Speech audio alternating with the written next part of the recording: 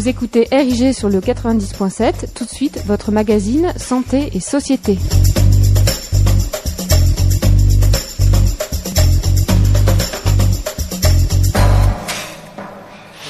Bonjour à toutes et à tous, nouvelle édition de votre magazine hebdomadaire consacré à la santé et troisième épisode de cette série d'émissions dédiées à la santé mentale que nous réalisons en partenariat avec le centre hospitalier Charles Perrins. Alors aujourd'hui, nous allons nous intéresser à la santé mentale des jeunes puisque nous allons parler de psychiatrie de l'enfant et de l'adolescent. Et pour en parler, nous avons le plaisir de recevoir aujourd'hui le professeur d'université Manuel Bouvard. Bonjour. Bonjour. Alors, professeur Bouvard, vous êtes donc pédopsychiatre, chef du pôle universitaire de psychiatrie de l'enfant et de l'adolescent au centre hospitalier Charles Perrins. Je n'ai pas fait d'erreur jusqu'à présent. Absolument, vous avez tout bon. C'est un sans faute. Alors, on va essayer de continuer comme ça. Et avec moi pour m'accompagner dans cette émission, Morgane, donc qui nous accompagne tout au long de son stage. Bonjour Morgane. Bonjour. Alors, allons-y, on va mettre les pieds dans le plat. Avant toute chose, professeur Bouvard, j'aimerais bien qu'on essaie de définir ce qu'est la psychiatrie de l'enfant et de l'adolescent. Quel est le champ d'action de cette discipline médicale ?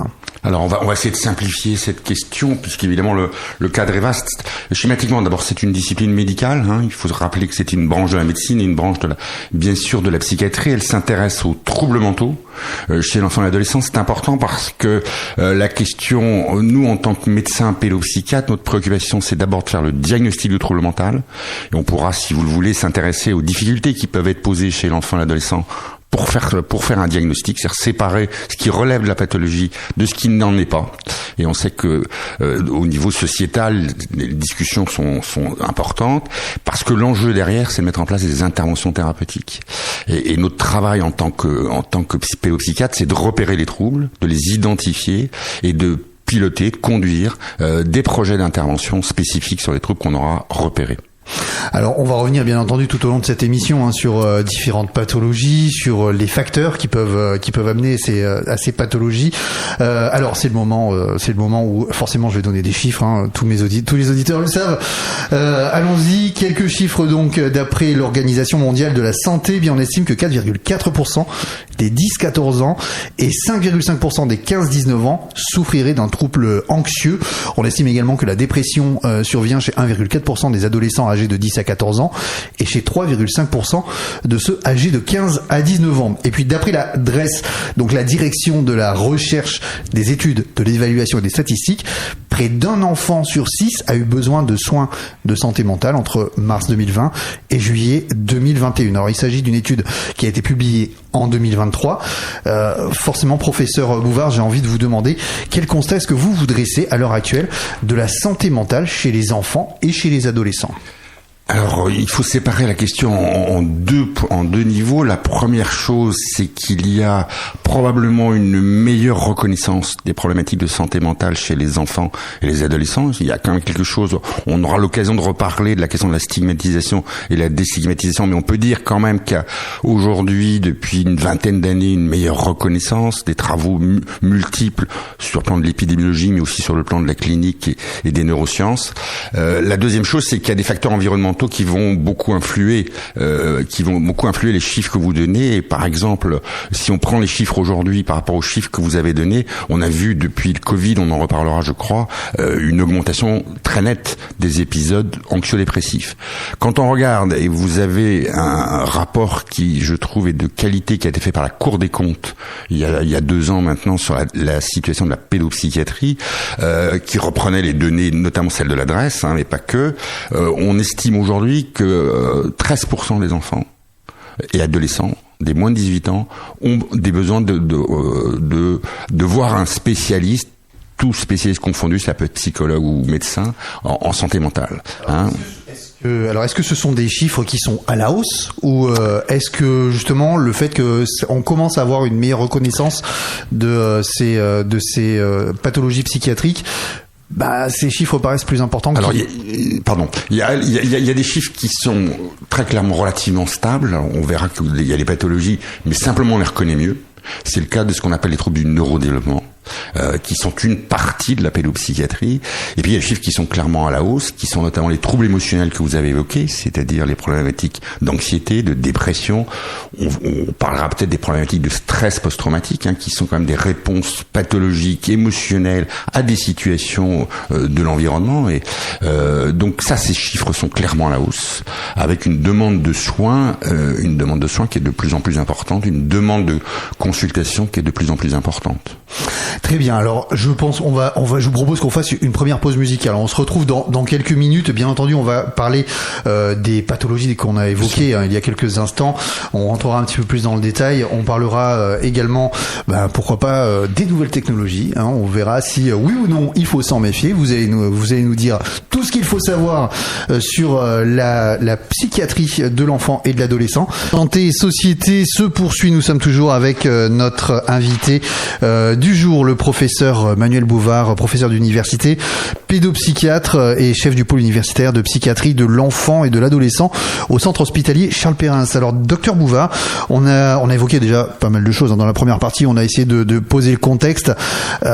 Forcément, on va parler à présent des pathologies. Est-ce que vous pourriez nous indiquer quel type de pathologies peuvent toucher ces jeunes qui, on le rappelle, sont très jeunes, puisqu'on va de 3 ans, 17 ans? On commence plus tôt. On reparlera du repérage, mais on peut commencer à repérer des anomalies bien avant 3 ans. Et c'est un des enjeux aujourd'hui, d'ailleurs, de la recherche dans notre domaine, de repérer le plus tôt possible.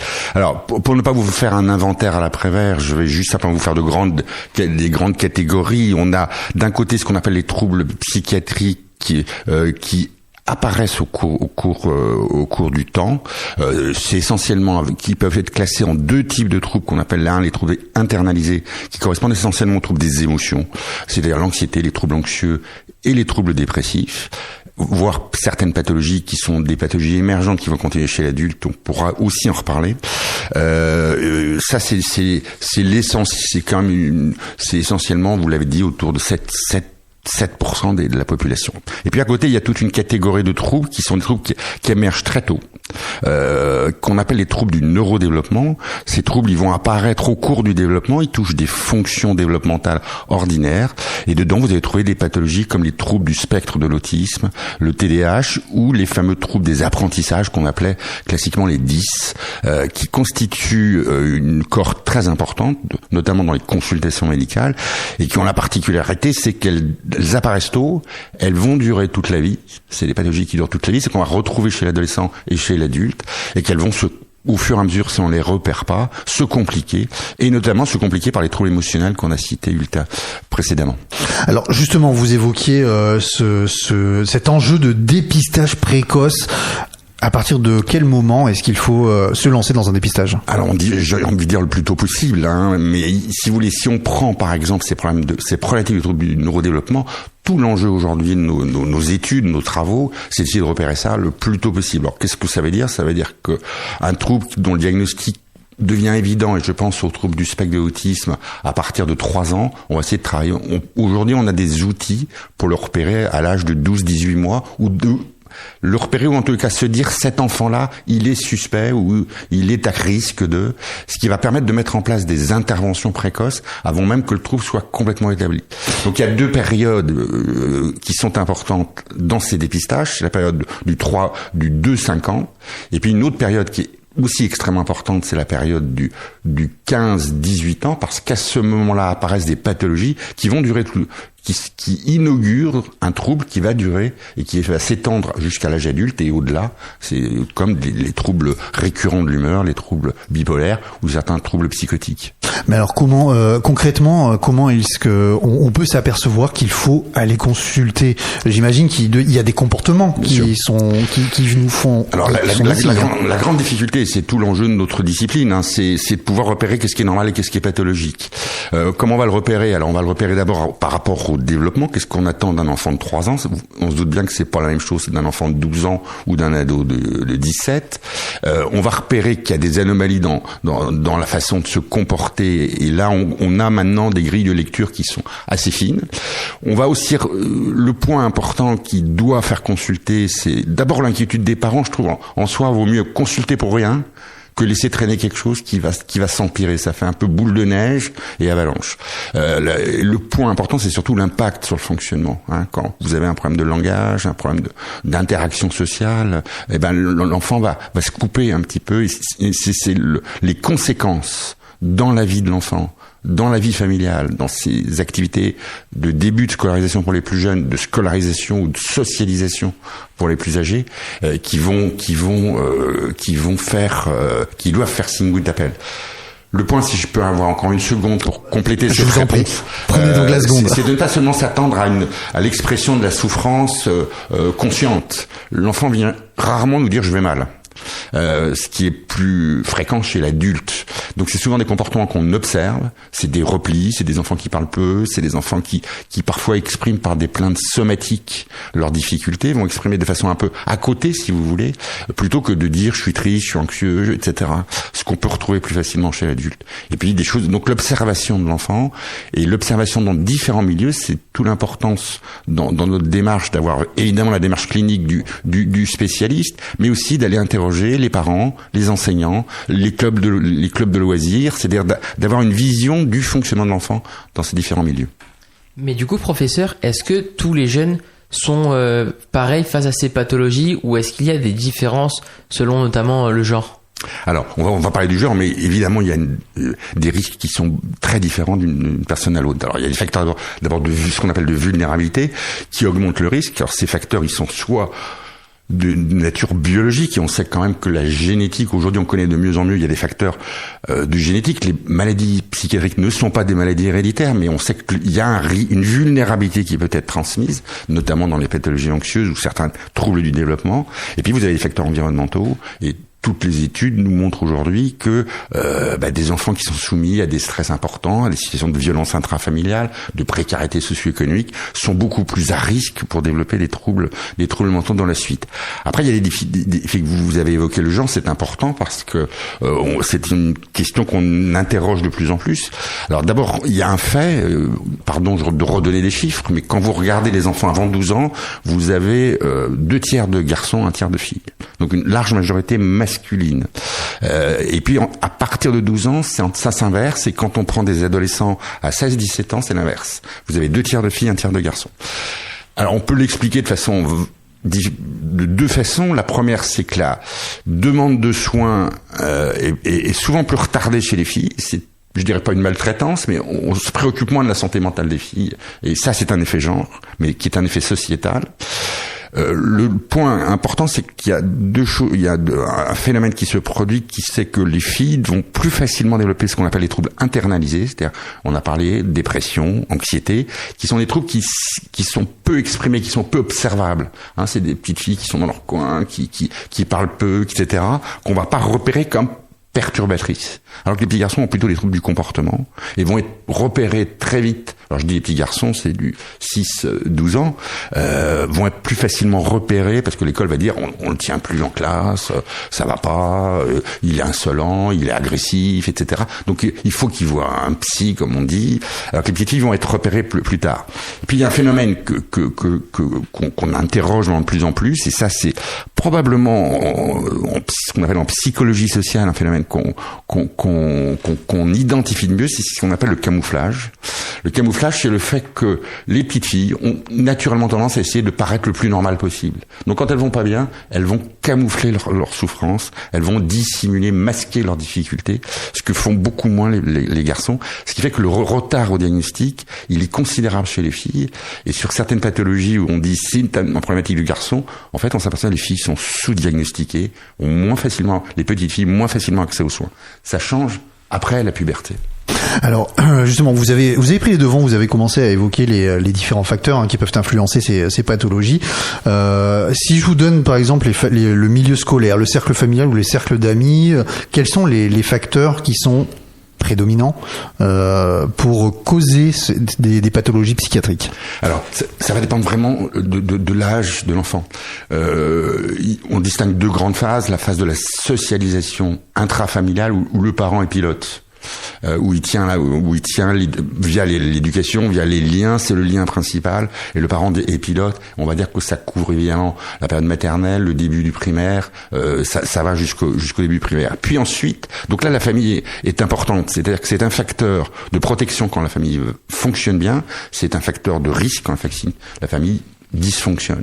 Puis vous avez une deuxième période qui est ce qu'on appelle la socialisation extra-familiale. C'est le début des groupes de copains. C'est les premières relations d'abord groupales entre l'enfant entre 7 et 10 ans. C'est les groupes, au sein des activités de loisirs. Puis les relations interpersonnelles qui vont commencer à émerger vers 12-13 ans. On commence à avoir le bon copain, la bonne copine. Puis bien évidemment, la question de la sexualité va s'en mêler au moment de l'adolescence. Donc on voit que les facteurs de l'environnement, c'est les facteurs familiaux qui vont jouer sur les problématiques chez les plus jeunes. Par contre, les facteurs sociaux et vous mettez le scolaire en avant, vont commencer à jouer sur les problématiques ultérieures. Et à ce moment-là, c'est plutôt là aussi des facteurs. Quand on a des bons copains, qu'on a un bon environnement, c'est des facteurs de ce qu'on appelle la résilience, de protection. Par contre, quand vous êtes isolé, quand vous êtes coupé, quand vous êtes moqué, quand vous êtes harcelé, peut-être c'est une problématique qu'on abordera, c'est des facteurs de risque qui y sont. Et on entend souvent aussi que les nouvelles technologies ont un impact plutôt négatif. Est-ce que vous pouvez nous en dire plus ? Alors on dit beaucoup de choses sur les nouvelles technologies. Alors d'abord elles sont là. Je pense qu'on a tous un iPhone ici. Je pense que donc on en dit beaucoup de choses et quand on dit beaucoup de choses, on dit beaucoup de choses qui sont contradictoires. Ce qui est aujourd'hui, en tout cas, il y a des études qui ont été menées parce que cette question elle est posée. La surutilisation des écrans, l'utilisation des réseaux sociaux très jeunes est effectivement une problématique. Et vous savez que c'est en train d'être légiféré actuellement puisqu'on interroge des âges avant lesquels on interdirait. Alors je sais pas si c'est une bonne ou une mauvaise chose, je vais pas me prononcer sur la loi. Ce qu'on peut dire simplement que ce qui compte aujourd'hui, vous n'allez pas supprimer les iPhones ou les Android ou les... Là, on a un petit peu de mal, je pense, quand même. Là, je peux vous dire que vous avez un gros job à faire. On va pas supprimer les jeux vidéo, etc. Ce qu'il faut, c'est les accompagner. C'est-à-dire qu'il faut les mesurer, il faut les réguler, il faut informer et éduquer les parents par rapport aux utilisations et à ce qu'est l'abus. Alors, l'abus, c'est quoi? C'est difficile à manier parce qu'on utilise, je vous rappelle, ces outils aussi comme des outils pédagogiques. C'est-à-dire que les écoles leur disent, qu'est-ce qu'on fait pour regarder Pronote? On va sur un ordi, sur son portable. C'est-à-dire qu'on va regarder ces outils-là aussi comme une aide à l'accompagnement éducatif pour les parents et pour l'enfant. Donc, il n'y a pas, ce qu'on sait aujourd'hui, c'est qu'il n'y a pas d'effet direct des écrans sur le développement de l'enfant. Ça ne bousille pas les neurones. Ça, c'est pas vrai. Par contre, l'utilisation des écrans peut être abusive et on va parler d'abus quand elle se fait au détriment d'activités de loisirs, d'activités du travail scolaire, que l'enfant va passer beaucoup de temps sur son écran, y compris dans des périodes, et notamment on s'intéresse beaucoup à la soirée, voire à la nuit, où on voit des décalages avec des troubles du sommeil apparaître. Donc là, on voit qu'on a des conséquences de nouveau dans l'utilisation de ces écrans. Oui, quand c'est pas régulé aussi sur les contenus, parce que une des problématiques, c'est l'accès à la violence, l'accès à des scènes pornographiques, l'accès à des informations que l'enfant n'est pas en mesure, ou le jeune d'ailleurs, n'est pas en mesure de comprendre, de métaboliser autrement que par en direct. Alors je voudrais faire le lien entre la question que tu viens de poser, Morgane, et la réponse qu'on a fait à la précédente question. Vous aviez parlé de harcèlement, et justement quand on parle des technologies, est-ce que l'utilisation de ces nouvelles technologies dans le cadre du harcèlement, là encore c'est un facteur supplémentaire qui peut déboucher sur des pathologies psychiatriques. Alors évidemment que l'émergence et le développement des réseaux sociaux a complètement changé la question du harcèlement. C'est que maintenant, le harcèlement qui était centré souvent sur des lieux de groupe, souvent l'école ou des lieux de loisirs, les clubs sportifs, etc., se fait d'abord à toute heure du jour et de la nuit. Ça a ouvert aussi le champ à l'anonymat. On peut harceler de façon anonyme. Et donc, évidemment que la technologie est devenue un outil de maltraitance et de malveillance supplémentaire. Mais c'est pas le réseau social qui est maltraitant. C'est l'utilisation par des gens qui harcèlent de cet outil-là qui leur permet d'avoir plus d'impact dans leur harcèlement, notamment via les réseaux sociaux. Alors, je vais fermer la parenthèse des nouvelles technologies. Je vais en ouvrir une autre. On a évoqué tout à l'heure le terme de l'isolement. Et quand on parle d'isolement, il y a une période qui revient forcément à la mémoire de tout un chacun. C'est la période Covid. Est-ce que aujourd'hui, alors on sait qu'on a eu une forte période d'isolement qui a été mal vécue par énormément de jeunes. Est-ce qu'aujourd'hui on a encore des séquelles de cette, enfin les jeunes en tout cas ont encore des séquelles de cette période? Alors je vais tempérer sur la notion de mal vécu, parce que ça a été aujourd'hui, quand on regarde maintenant ces moments-là, ça a été contradictoire. C'est-à-dire qu'il y a des choses qui ont été mal vécues si on perd les copains, on voit plus les copains, notamment dans les périodes, vous comprenez, où la socialisation devient importante, chez les 12-15 ans par exemple, et on verra que l'impact a été fort du confinement là-dessus. C'est un moment de promiscuité familiale qui est parfois un moment de résonance des violences, des tensions intrafamiliales. Ici, ajouter les inquiétudes, alors à la fois sur le virus, mais aussi les inquiétudes sur financières, évidemment sur le boulot. Donc ça, évidemment, ça a été des facteurs qui ont considérablement marqué cette génération. Et puis, paradoxalement, il y a eu des facteurs un peu d'apaisement, parce que quand on va plus à l'école, on n'a plus le stress de l'école, et on s'est rendu compte que dans cette période de confinement, certains enfants allaient plutôt là où nous on craignait d'avoir une épidémie de problématiques, on l'a pas eu pendant la période de confinement, mais pendant la période de reprise de la scolarité, parce que le confinement, ça baisse le stress scolaire. Alors, on n'a plus de devoirs à faire, donc du coup, c'est une bonne chose. On a plus de devoirs, on est beaucoup moins coincé. Voilà, il y a plus de laxisme. Alors certes, il y a eu évidemment beaucoup de téléenseignement, mais si vous voulez, il y a beaucoup moins de stress scolaire et c'est intéressant sur le plan sociologique. Ça montre que ce stress-là, il est quand même important chez les enfants. Beaucoup d'enfants sont quand même stressés dans la performance par les études, par les devoirs, etc. Et quand vous enlevez ça, paradoxalement, vous avez un petit peu de soulagement. Donc vous voyez que c'est plus contradictoire. Ce qui est beaucoup moins contradictoire, c'est l'après. C'est l'après, c'est-à-dire que par contre, la reprise scolaire a été beaucoup plus difficile et pour certains impossible. Donc on a vu des enfants qui ont quitté la scolarité ou qui ont eu beaucoup de mal à reprendre. Le stress a été pour certains très fort au moment de la reprise. Et puis ce qui est important par rapport à ce que vous dites, il y a eu de l'isolement, mais ça a beaucoup modifié le développement de ces jeunes. Ça veut dire qu'aujourd'hui, le Covid, c'est pas fini. Le virus, il est à peu près maîtrisé, bien qu'on voit qu'il y a un nouveau variant, mais ce qui est pas maîtrisé, c'est le développement psychologique, parce que, compris ces gamins pendant cette période post-Covid, aujourd'hui, ils vont continuer, parce que ça a modifié leurs études, ça a modifié leurs relations, ça a parfois modifié durablement les relations intrafamiliales, et donc on a des conséquences et ça n'est pas fini, qu'on voit aujourd'hui. Juste pour en témoigner très rapidement, on l'a vu avec une flambée par exemple des gestes suicidaires au décours, donc c'était en 2021 après les confinements où ça a été multiplié par 4, vous imaginez, et chez des enfants jeunes, on l'a vu arriver aux urgences des enfants de 12, 14 ans, 15 ans qui n'étaient pas la population la plus à risque, qui arrivaient avec des gestes graves, avec des signes de malaise. Les choses sont un peu retombées aujourd'hui en 2025, mais on est très très au-dessus actuellement que de la situation de 2018 ou de 2019. Donc ça continue le Covid.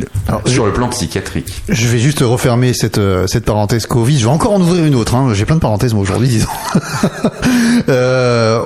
Mis à part le Covid, il y a un autre sujet qui est d'actualité, qui peut être. Alors c'est vous qui allez me dire si c'est un facteur ou pas. On parle beaucoup d'éco-anxiété chez les jeunes. Est-ce que chez les très jeunes, là encore, l'éco-anxiété, c'est quelque chose de palpable ou quelque chose qui peut être vecteur de pathologie psychiatrique? On connaît mal ce phénomène.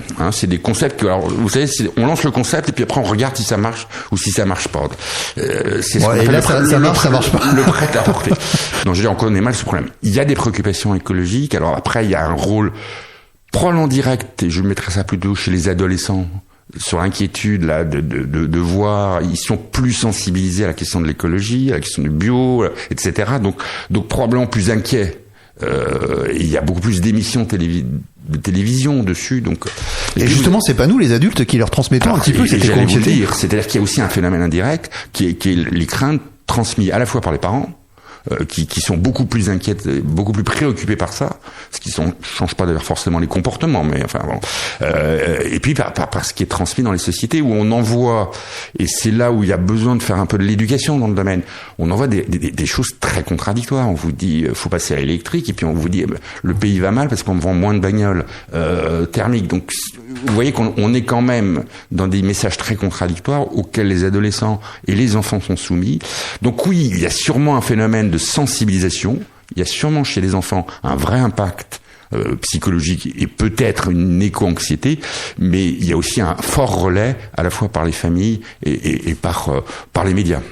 Allez, c'est terminé. J'arrête avec les parenthèses. Je passe au sujet suivant. Je voudrais qu'on essaie de briser un cliché. J'ai lu dans une publication que la pédopsychiatrie aurait été vue comme culpabilisant les parents. Est-ce que c'est toujours le cas? Est-ce qu'on a toujours cette image des pédopsychiatres qui sont là pour culpabiliser les parents, leur dire attention, vous faites pas bien les choses? Alors c'est heureusement beaucoup moins le cas. Mais c'est pas encore complètement fini. Et c'est vrai que la psychiatrie, alors particulièrement en France, la pédopsychiatrie en France, a longtemps considéré que la problématique de l'enfance était liée à la mauvaise éducation, à des liens perturbés précoces. Et on a souvent regardé, dans les consultations, les parents en disant, écoutez, expliquez-moi ce que vous avez mal fait pour qu'on comprenne ce qu'a votre enfant. Et donc cette notion de culpabilité était importante. C'est ce qui était la double peine. Parce que vous savez qu'un parent, quand il vous amène un gamin en consultation, je peux vous dire que la culpabilité, il l'a quoi qu'on lui ait dit. Le sentiment, c'est j'ai raté quelque chose, où j'ai raté, il l'a spontanément. Et quand vous avez en face un médecin qui dit qu'est-ce que vous avez raté, vous voyez que c'est la double peine. Donc c'est quand même en train de changer, d'abord parce que on est sorti d'un modèle qui était un modèle un peu simpliste au départ, qui était l'enfant il naît bon, et il naît bon comme disait Rousseau, et donc c'est la société qui le corrompt, c'est les parents qui l'abîment. C'est plus vrai. Les troubles du développement nous montrent qu'il y a des enfants qui ont des anomalies qui n'ont rien à voir avec l'environnement. Et donc et d'autre part parce qu'il y a aussi, même si on est encore loin du bout du compte, une certaine déstigmatisation, c'est-à-dire qu'avoir des problématiques de soins, c'est plus aussi honteux, et il y a des informations qui sont données qui permettent aujourd'hui. Donc il y a beaucoup moins cette culpabilité, il y a beaucoup moins cette culpabilisation. Après, on a un effort tous à garder dans l'idée que l'enfant peut aller mal sans que les parents y soient pour quelque chose. Même, pardonnez-moi, si les parents face à une situation qui est compliquée, je pense à un enfant qui a un autisme, c'est pas facile d'être un parent d'enfant autiste, parce qu'on sait pas faire, on sait pas quoi faire, on sait pas comment faire, c'est qu'on n'a pas le naturel parental qu'on a avec un enfant qui n'a pas de difficulté. Donc on a des comportements qui sont parfois inadaptés, mais tout simplement parce qu'on ne sait pas comment faire. Alors justement, je vais laisser la parole à Morgane qui va vous poser une question sur le secteur, cette fois-ci de la pédopsychiatrie. C'est ça. Du coup, nous avons beaucoup parlé des jeunes. Maintenant, parlons un peu du secteur. D'après la Société française de psychiatrie de l'enfant et de l'adolescent, la discipline traverserait une crise liée à une demande croissante, une crise de vocation ou encore une mauvaise compréhension du public de cette discipline médicale. Est-ce que vous, en étant sur le terrain, vous dressez le même constat? Oui, je l'amplifierais même. Il y a une vraie crise de la psychiatrie. Je pense qu'il faut quand même se le dire. Je vais vous donner un seul chiffre pour pas vous embêter avec des données chiffrées. En France, il y a 17 départements sans pédopsychiatre. 17 départements où il n'y a pas de pédopsie. Donc vous voyez que... On parle de désert médical, pédopsychiatrique également. C'est le problème des déserts médicaux, mais la pédopsie est dans ce domaine-là, la pédopsychiatrie est un des domaines. Donc la question du secteur, c'est la question du territoire, et il y a le deuxième point qui est dressé par tous les rapports qui ont été faits, qui depuis plusieurs années, montre l'inégalité territoriale. Selon que vous habitiez à Bordeaux, que selon que vous habitiez à Brive, que selon que vous habitiez, je vais pas attaquer ce magnifique département qui est la Corrèze, mais voire dans les Landes, vous avez une inégalité de nombre de spécialistes, mais aussi de nombre de médecins généralistes. Donc il y a une vraie inégalité, et donc aujourd'hui. Alors baisse de vocation, je ne sais pas s'il y a une baisse de vocation, il y a aussi des hôpitaux qui sont en grande difficulté sur le plan financier, que les conditions de travail s'y sont dégradées. Alors nous on a la chance à Charles Perrin d'être dans un hôpital qui est plutôt sain et en bonne santé, mais tout le monde n'a pas cette chance-là. Et c'est vrai que les conditions font que l'attractivité a baissé. L'attractivité ayant baissé, on a moins de médecins, et on connaît depuis quelques années maintenant un vrai problème de recrutement de médecins. Sachez juste, il y a encore un chiffre, mais en 10 ans, le nombre de pédopsychiatres a diminué de 40%. C'est-à-dire qu'on a moins de pédopsychiatres. Alors, dans un paradoxe que vous évoquiez, les besoins, ils ont augmenté. On fait mieux le dépistage, on repère mieux, mais on a moins de réponses. Alors, spécialisées. Justement, et d'ailleurs, ce sera ma dernière question parce que l'horloge me rappelle à l'ordre. Vous avez évoqué le centre hospitalier Charles Perrins. Alors, parlons-en du centre hospitalier Charles Perrins. Qu'est-ce que vous proposez à ces jeunes qui souffrent de pathologies psychiatriques, pardon? Alors, ce qu'on va essayer, c'est de faire l'idée. Moi, je suis responsable de l'ensemble de la pédopsychiatrie sur le territoire de Charles Perrins, donc ce qui fait 860 000 habitants. Et on va essayer de travailler par des niveaux de réponse qu'on appelle gradués. En d'autres termes, un premier niveau, c'est la réponse pendant les consultations de secteurs qu'on appelle les centres médico-psychologiques pour enfants et adolescents, qui permettent un premier niveau. Après, en général, sur adressage du médecin généraliste. Ça permet d'abord de faire des soins sur les situations qui sont simples et d'intervenir. Le deuxième niveau, c'est ce qu'on appelle des niveaux déjà un peu plus de spécialisation, soit parce que l'enfant a besoin de soins plus intensifs, c'est des structures comme les hôpitaux de jour, c'est des structures de cette nature qui souvent sont des territoires un peu plus importants. C'est de graduer et le troisième niveau, c'est un niveau qui est plus spécialisé, souvent un niveau départemental, voire pour Charles Perrins même qui peuvent avoir une vocation régionale. C'est soit quand on est dans des pathologies très spécifiques pour lesquelles il y a besoin de bilans qui sont très spécifiques, soit parce qu'il y a besoin d'intervention, et je pense naturellement à l'hospitalisation, puisque nous avons à Charles Perrins 2 unités d'hospitalisation pour les mineurs, une unité pour des séjours un peu plus longs, et une unité de post-urgence qui nous permettent de prendre les pathologies aiguës. Donc vous voyez, ce qui est important, c'est la gradation des soins. Ce qui est aussi important, c'est le parcours de soins. C'est-à-dire que l'enfant, il change pas, il reste le même, mais on doit répondre à la hauteur de la gravité des troubles qu'il présente avec des moyens adaptés à ça. Et aujourd'hui, c'est vrai que les moyens ne sont pas toujours au rendez-vous. Très bien. Alors, on aurait de quoi faire une deuxième émission. On continuera peut-être à en parler dans une autre émission d'ailleurs, de la psychiatrie de l'enfant et de l'adolescent. En tout cas, merci beaucoup, professeur Bouvard, d'être venu ce soir nous en parler. Merci Morgane d'avoir co-réalisé cette émission avec moi. On se retrouve tous, bien entendu, la semaine prochaine pour une nouvelle édition de Santé et Société. Et d'ici là, portez-vous bien.